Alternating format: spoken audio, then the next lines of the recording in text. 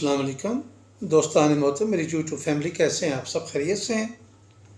ہر دم آپ کے لیے دعا گو رہتا ہوں، اللہ تعالیٰ آپ سب کو سلامت رکھے اور یہ محبتوں کا جو رشتہ اور تعلق ہے یہ سدا قائم و دائم رہے۔ آپ کی جانب سے جتنی موٹیویشن مجھے ملنی چاہیے اتنی مل نہیں رہی، اور میں بھی سمجھتا ہوں کہ شاید کچھ سادگی ہے میرے چینل میں، تو اس لیے آپ دوستوں کی توجہ کم ہے۔ لیکن دیکھیں، بات یہ ہے، مجھے اس میں اٹریکشن پیدا کرنے کے لیے کوئی بھی ادھر ادھر کی باتیں شامل نہیں کریں، مجھے اسٹریٹ فارورڈ بات کرنی ہے، سیدھی سیدھی بات کرنی ہے۔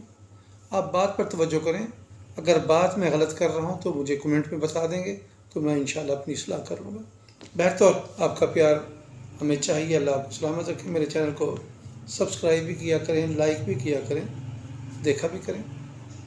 آج میں نے پھر ایک اینکر پرسن ہے ہمارے پاکستان کے، بڑے معروف ہیں، مختلف چینلز پر کام کرتے رہے اور اپنا یوٹیوب چینل بھی بہت بڑے فالوور اور سبسکرائبر کے ساتھ بنا رکھا ہے، اور وہ یہ سمجھتے ہیں کہ وہ شاید پاکستان کی کوئی مضبوط ترین آواز ہیں۔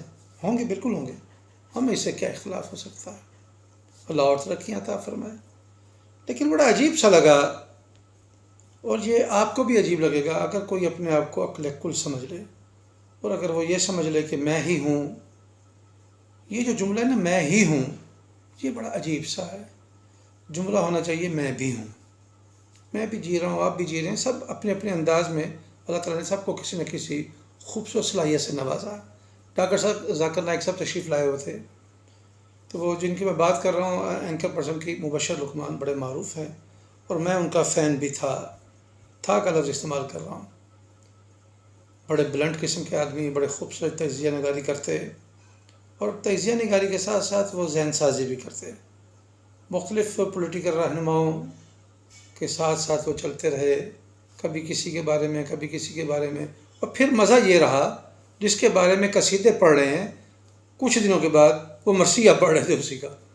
اور یہ بڑا عجیب سا معاملہ ہے کہ ہم سمجھتے ہیں جی آپ اتنے دانا بینا ہیں اور بڑے باخبر انسان ہیں، آپ اندر کی باتیں ہمیں بتاتے ہیں، اور الفاظ بھی آپ ایسے استعمال کرتے ہیں جیسے جہاں پر پالیسی بن رہی ہوتی ہے آپ کے اس کے ساتھ ہی ادھر اوپر نیچے کے بیٹھے ہوتے ہیں، اور سمجھ رہے ہوتے ہیں شاید پالیسی سازوں کو بھی آپ ڈائریکشن دے رہے ہوتے ہیں۔ لیکن حالات یہ ہیں کہ جو میں نے اخذ کیا ان کی گفتگو سے، بڑا افسوس ہوا۔ ذاکر نائک ایک مذہبی مبلغ کے طور پر پاکستان میں تشریف لائے، ان کے دنیا بھر میں بڑے فالورز ہیں، بہت سارے لوگوں کو مسلمان کیا، لاکھوں میں، ہزاروں میں نہیں، لاکھوں میں، اور تقابل ادیان پر ان کی تقاریر جو ہیں وہ کمال ہیں۔ غیر مسلم لوگوں نے ان سے بڑے پیچیدہ سوالات کیے، تکلیف دینے والے سوالات دیے، ان کو اکسانے کے لیے سوالات کیے، لیکن ذاکر نائک نے جو تقابل ادیان کا ایک طریقہ کار ہوتا ہے اس کے مطابق رہتے ہوئے کبھی کسی کو تھوڑا سا کڑوا کہہ دیا، کبھی میٹھا کہہ دیا، وہ سوال جواب کا ایک سلسلہ چلتا رہا۔ مبشر لقمان صاحب نے اپنے کسی قریبی دوست کے ذریعے ڈاکٹر ذاکر نائک سے وقت لینے یعنی کہ انٹرویو کرنے کے لیے کوشش کی۔ اتفاق سے مصروفیات ایسی ہیں، چونکہ ڈاکٹر ذاکر نائک کا جو میجر کام ہے وہ تو تبلیغ دین ہے، وہ بذریعہ تقابل ادیان ہے، ان کو زیادہ اسی کو فوکس کرنا ہوتا ہے، ظاہر بارہا پڑھنا ہوتا ہے، چونکہ سوالات ہوتے ہیں اس پر انہوں نے صفحات کا ذکر کرنا ہوتا ہے، کتاب کا ذکر کرنا ہوتا ہے، رائٹر کا ذکر کرنا ہوتا ہے، آیات کا ذکر کرنا ہوتا ہے، مطلب ایسے ایسے ریفرنسز کوٹ کرنے ہوتے ہیں کہ جیسے کمپیوٹر چل رہا ہوتا ہے، تو وہ زیادہ تر ملاقاتوں میں وقت نہیں ضائع کرنا چاہتے۔ اچھا، وہ اتفاق ہوا، کئی انٹرویوز میں نے دیکھے بھی صحیح ان کے، بعض بڑے کم معروف چینلز بھی تھے جس پر ان کے انٹرویوز آئے، لوگوں نے ڈائریکٹ ان سے گفتگو کی۔ ہو سکتا ہے اتفاقاً مبشر لقمان صاحب کو وقت نہ ملا، ہو گیا، لیکن اس کے بعد جو مبشر لقمان صاحب نے گفتگو کی وہ ڈاکٹر ذاکر نائک کا تو کچھ نہیں کر سکے، البتہ اپنے چہرے پر جو لبادہ اوڑھ رکھا تھا وہ عیاں ہو گیا۔ انہوں نے ذاکر نائک کے متعلق ایسی منفی گفتگو کی، ایسی منفی گفتگو کی، یہ سوچے سمجھے بغیر آپ سے کہیں زیادہ فالورز ان کے ہیں۔ اگر آپ لوگوں کی سوچ کو بدلنا چاہتے ہیں، ان کے خلاف کرنا چاہتے ہیں، کوئی مورل ویلیوز اپنائیں، کوئی ایتھکس اپنائیں، کوئی طریقہ کار اپنائیں۔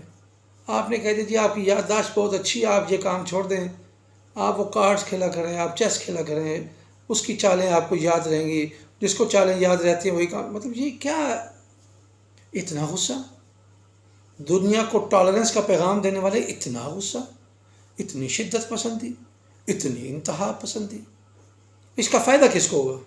آپ نے تو مبشر لقمان صاحب اپنا غصہ نکال لیا، لیکن جو لوگ ڈاکٹر صاحب کے مخالفین ہیں، چاہے غیر مذہب سے ہوں، چاہے ہمارے اندر بیٹھے ہوئے مختلف مسالک سے تعلق رکھتے ہیں، آپ نے ان کو تو بڑا خوش کیا۔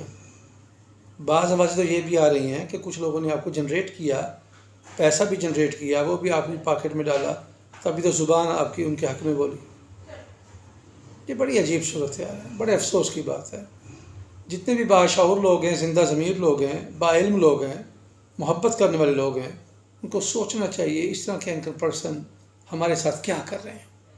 کل وہ ایک پولیٹیکل لیڈر کے قصے پڑھ رہے تھے، قصیدے پڑھ رہے تھے، کچھ دن کے بعد انہی کے خلاف شروع ہو گئے، پھر ایک اور طرف چلے گئے، پھر کچھ دن کے بعد ان کے خلاف شروع ہو گئے۔ تو پھر کیوں نہ ہم آپ ہی کے خلاف فیصلہ کر لیں کہ آپ کو تو عقل ہی نہیں ہے۔ ناراضگی معاف، میں نے بھی تھوڑا سا غصے کا اظہار کیا ہے۔ مذہب کی بات کرنے والے لوگ پیارے سے لوگ ہیں۔ ڈاکٹر ذاکر نائک صاحب، آپ نے ان کے بارے میں اس طرح کی حد تک ہمیں گفتگو کی ہے، تھوڑا سا غصہ تو آئے گا، بیٹھ کر معاف کیجیے گا۔ بہت شکریہ۔